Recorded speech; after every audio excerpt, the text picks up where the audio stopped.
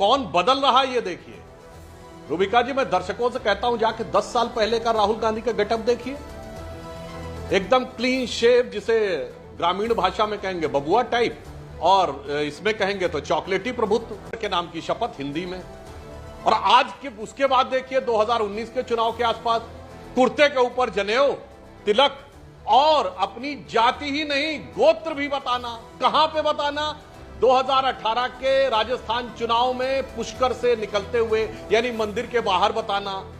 फिर लगा कि यार इससे तो काम नहीं चल रहा है। अब 2024 का चुनाव, कार्ल मार्क्स जैसी दाढ़ी, अब वो कुर्ता उर्ता छोड़ दिया, अब हाफ शर्ट आ गई, और शपथ हिंदी से अंग्रेजी में हो गई, और ईश्वर के नाम की बजाय सोलमली अफर्म हो गई।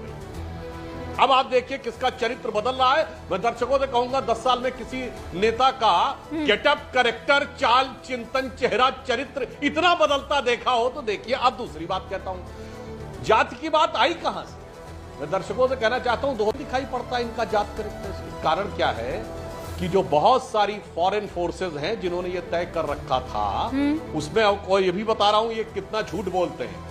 2022 में बिहार की चुनाव में जातिगत गणना सर्वे हुआ। ये कहते देखो भैया, मैंने नीतीश जी से कह दिया कि ये तो करना ही पड़ेगा। मैं दर्शकों से कहता हूं सरेआम झूठ बोलते हैं। ये निर्णय हुआ जून 2022 में, जब नीतीश कुमार की बीजेपी के साथ सरकार थी।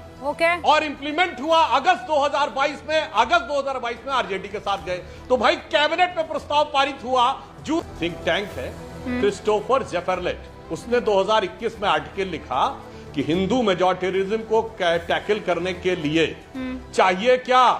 कास्ट थिंक टैंक के लिए फंडिंग हुई बाकायदा जॉर्ज सोरेस के ओपन सोसाइटी फाउंडेशन से।